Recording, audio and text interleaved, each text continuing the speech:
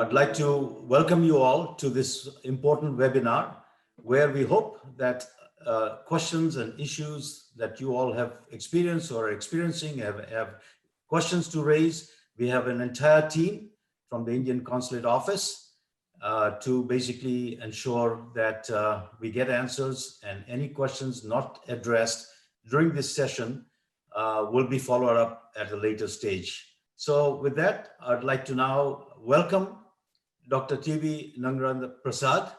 Thank you, sir, for gracing us this morning, Saturday morning, to address a very large community that has joined this webinar. We have 900 plus registrations. A quick introduction of Dr. T.V. Nagendra Prasad, Consul General, San Francisco Indian Consulate. Ambassador Dr. Narendra Prasad, before taking over as the Consul General of India at San Francisco, served at the Ministry of External Affairs as Joint Secretary heading the Gulf Division. He joined the Indian Foreign Service in the year 1993 and served in various positions at Indian missions, including Tehran, London, Thimphu, Bern, and Agaspata. He was India's ambassador to Turkmenistan from July 2014 to January 2018. Back home in India, he served as Regional Passport Officer, Bengaluru, and as Project Director of the Passport Seva Project, one of the mission mode projects under e-governance. Dr. Prasad was born in the district of Warangal, Telangana.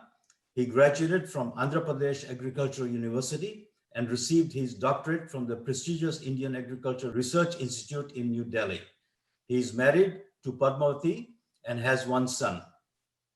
Dr. Prasad, welcome. Thank you for your time this morning. Really, really appreciate it. Very good morning, Mr. Desai. It's always a pleasure to interact with the community.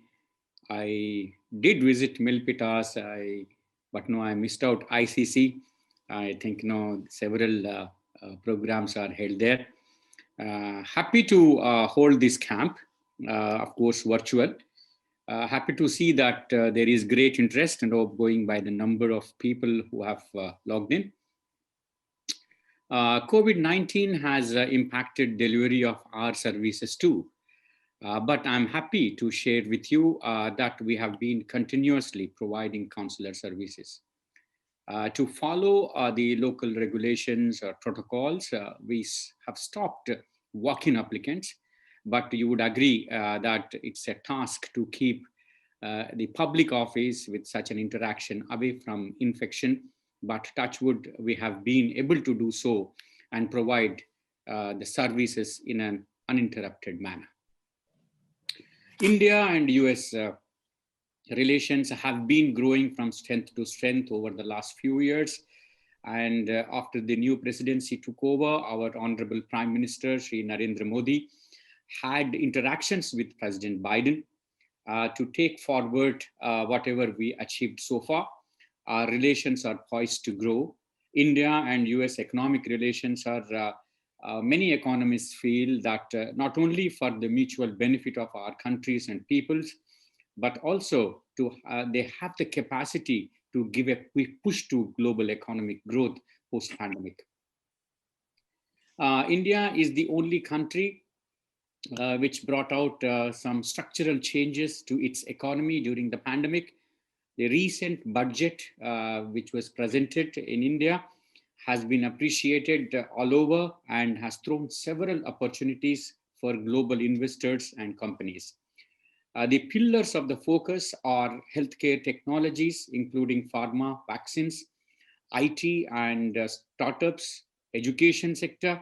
You all know that there was a national education policy released a few months back. Climate and renewable energy, and defense and strategic partnership.